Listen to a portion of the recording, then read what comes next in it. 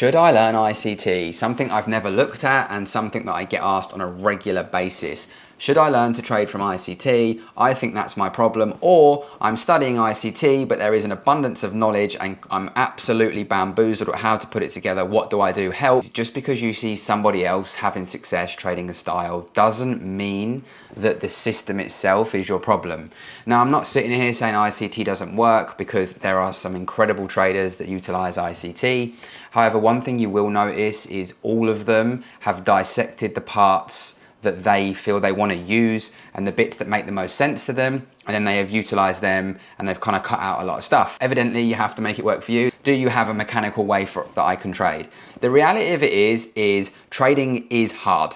And everybody has to understand that. It's one of the hardest things I've embarked on, and I always used to have laughs and jokes like, why did I pick trading of all things, man? Because it's difficult, right? But what comes with difficulty is growth, and it also comes big rewards. If you want to be sitting at home, clicking a button and making 10, 20K or even more when you scale your capital, it's not going to come easy, otherwise everyone would be walking billionaires, right? It's only for the people that are willing to learn about themselves, put the effort in, and understand things on a greater level. Understanding the market is a skill, and just like if you were to become a surgeon, like I've said many times before, you wouldn't just go and perform heart surgery within your first week of learning because you've watched one video and you're like, oh, I know what I'm doing. Because again, you're probably going to kill the poor dude that you're doing the surgery on, and they wouldn't let you operate and say, hey mate, you're going under surgery here, but this guy's just practicing, so you should be cool. It wouldn't happen. But with trading, there's no one stopping you from doing that. You get a little bit of kind of dopamine from having a good backtesting session. You've shown that you've got 100% strike rate.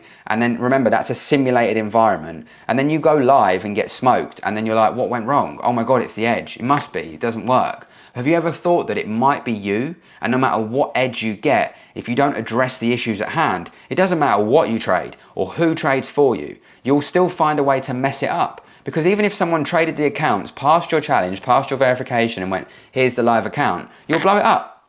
And if you get one payout, you'll blow it up. I keep seeing people, they get interviews, they're like, yeah, killing it. Yeah, 30 grand payout. Yeah, sick. Next week, they haven't got an account anymore. And that's not to be horrible or throw shade. It's just that's the reality. Because if you catch a good winning sequence of events, then of course you're going to make money. But what happens when you catch a bad sequence? How do you manage and deal with that? How do you deal with being in loads of drawdown? And what do you do? Do you have contingencies? I made a video a couple of weeks ago about risk management. If you yet to check it out, I highly advise doing so, because there's been some great feedback on that. And that's how I would approach funded accounts. Again, that's my take. It's my opinion. Don't shoot the messenger, I'm just sharing what I do. But again, someone like myself, I had the worst July possible, and I mean awful. Like -5, -6% on some accounts. Just got smoked, right? All year, I've had profitable months. July, negative. Now, do I go straight away, well, system don't work, looks like I need to find something else, straight on the old internet? How do you trade? Because I can go on Twitter now, I can find someone who's just took a payout, message them how do they trade. They could likely tell me they trade a way I don't. And then before you know it, I'm looking into what they do. However, what if they had a good month this month, and then next month their month's shit and my month's good? This is what I mean about strategy hopping. This is what I mean about changing the probabilities and the sequence of the events that you've already started. And look, in July, I made some mistakes. I added a couple of pairs in. I changed a few things with counter trend models. I kind of messed around a little bit. I guess I was getting a little bit giddy at the fact that I was trading in a large amount of capital, and I probably lost focus a little bit. And I could admit that. No one else's fault. Now I have to get out of it and I have to grow. And the thing is, this builds character if you allow it to build character. Because what many of you do is you start losing, your ego can't handle it, and you just look for another way to try and fix it, or you blame someone else or something. Oh, the market hates me. Dude, the market doesn't even know who you are. It doesn't care about you. John at HSBC is not sat there like, right, Albie's just got in, let's smoke him and then run it the other way. It's not a thing. And if you believe it's a thing, you're deluded. What's going on is you are playing a game of probabilities. And it is essentially calculated gambling, right? You know how much you're risking, but no matter how many confluences you have on said trade, it can still lose. And until you understand that no matter what you do, you are going to lose trades, you're never going to get anywhere, because you have to just go, I lost, move on. Keep your losses small and focus on winning big. And that depends on how you want to do it. Whether you want to set RR, whether you want to trail stops, whether you want to swing trade, whatever you want to do, that's down to you. But the whole point is keeping your risk small. I know a lot of traders still to this day trade without a stop loss, and the problem with that, it's all well and good saying when it gets here I'll close it, but then it's down here and you're still trying to think, should I close it or not? It might pull back, and before you know it, margin's calling and he's like, yo big man, you've blown your account. So again, you could argue that a lot of the mistakes, a lot of the things that are happening to you is from your own doing, not from your system, because people make money trading EMAs, people make money trading fibs, people make money trading support and resistance, people make money trading whatever it is, Asia sweeps, Judas swings, turtle soups, freaking chock and flips, whatever it is, people make money doing it. So when you look at someone who is successful doing it, you have to ask yourself, what are they doing that I'm not? Success leaves clues. So then ask them. Don't be like, hey, what's your system? Be like, what do you do? You'll find most of them will have a routine. They will understand market conditions. They can read price action. They know what they're looking for. They are happy to sit out. They're not in a rush to make money. They have other sources of income. Trading is kind of just on the back burner while they do other things and work on other things. Their mindset is in check. Their discipline's there. They're confident in their approach. They're not worried about what other people are doing and they back themselves. These are all traits and habits of successful traders. You are probably someone that's insecure, not sure what you're doing, in a poor financial situation, haven't gone and done the work. You think you've done the work, but you haven't, because trust me, the level of work that's needed to make it in this game is pretty freaking high. And just like if you were training to be a surgeon or an engineer, the level of work is very high. You can't just fluke it and flump your way there. And if you do, you're likely going to run into hurdles later on that could finish you. And if you've not built up the resilience and the mindset to deal with that, when it happens, you could be done. I'm in a lot of drawdown. I don't even care. Old me would have been fuming. And this is the second time this year I'm finding myself in drawdown. And I'm like, come on, big man. Like, what's going on? Yes, it's the first full month where I've just lost. However, I'm still second period of drawdown and I'm not too fussed. I've got goals. I've had some massive opportunities come my way. And you know what? I just see it as ways to grow and also ways to look at and go, right, what's this telling me? What is this drawdown telling me? Is there elements that I'm ignoring? Because the thing is, having this 100% mechanical system is great. But there's also elements of where you're taking trades that are just dumb because the mechanical system's set up.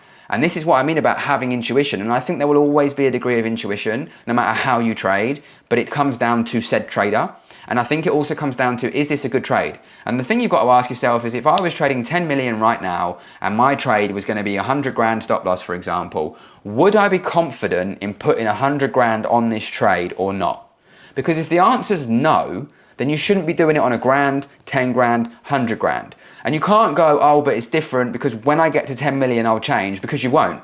Because you'll naturally default back to your old ways and your old habits, right? As soon as you find pressure, you'll default back. So if your habits are to do dumb shit on £1,000 or £10,000, when you get 10 mil, you can tell yourself all you like, oh yeah, it's time to be professional now, I won't do dumb shit. As soon as the pressure kicks in, you'll default back to being a flid. And that is just how it happens. It's why you have to put good habits in place from the beginning so that when you get to that point, you're able to manage it consistently and professionally. And then that can open up a world of doors for you to explore. There has never been a better time to trade. We have prop firms that literally everyone's like, yo, no time limit, sound. Why do you think prop firms agreed to no time limit in the first place? Because they can see the data and they know from looking at the data that no matter whether they have a time limit or not, people are still gonna fuck it up because everybody's in a rush to make money, but they're not doing the work in order to make the money. So whether you go and learn from ICT, whether you understand if there's an algorithm, whether you learn from Bob, or whether you learn from Jim who trades support and resistance with HSBC, it doesn't matter. What matters is you being emotionally composed and ready to take on yourself. It's you v you. You naturally are going to want to do stupid stuff. You're naturally going to want to rush. But let's put it this way, and I've said this before on the channel. If you were to have £1 million in funded accounts right now, and someone said to you it's going to take you till the end of the year to pass them, but you'll go into 2024 with £1 million in funding, you would wait. However, you're buying them now and trying to get them done in a week because your favorite influencer's doing that. And again, remember, they might be in a much better position than you where they have many sources of income and they're able to just buy challenges willy-nilly because they don't care. If you're someone who can't do that, then do not do it. And this is why the images that you let in your head are so important. Because the reason you're having these thoughts, the reason you're reaching out and saying, should I do this or should I do that, is because your image is skewed from what you see online. Best advice, take yourself offline, knuckle down and just focus on you for 6 months, and you won't even probably want to come back online because you'll just be like, yo, I'm flying. As always, I appreciate you watching today's video. If you've got any video ideas, let me know. I've got some incredible ideas for the channel, completely switching things up, but I've got to figure out a way to pull some of these videos off. Nobody's doing it. But yeah, other than that, I hope you'll have a fantastic week, and I'll catch you in a bit. Peace and love, gang.